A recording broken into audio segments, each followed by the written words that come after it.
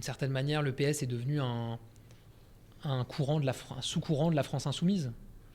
Ils se sont mis ils ont décidé de se mettre dans la roue de Jean-Luc Mélenchon, de renoncer quand même à un certain nombre de valeurs qui étaient fondamentales, qui sont des valeurs pour lesquelles je me suis engagé au Parti socialiste. L'Europe, par exemple.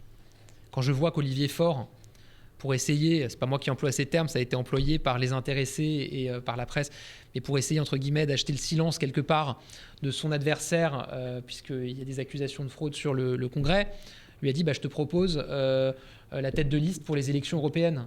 Il a assumé de lui avoir fait la proposition, et l'adversaire en question, Nicolas Maillère-Rossignol, je crois, a dit moi, on n'achète pas mon silence avec. Mais le fait qu'il propose la tête de liste pour les élections européennes en contrepartie, entre guillemets, de la gestion d'un conflit pour un congrès avec accusation de fraude, ça en dit long sur la vision qu'ils ont de l'Europe, quand même.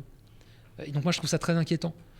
Donc là, maintenant, ils disent, comme la France insoumise, on veut mettre la retraite à 60 ans. Mais en même temps, ils disent qu'il faut garder les 43 annuités de cotisation. En fait, ils disent aux Français, vous pourrez partir à 60 ans, mais on va vous décoter votre retraite, baisser votre retraite de 10 ou 15%. C'est quand même totalement hypocrite. Voilà.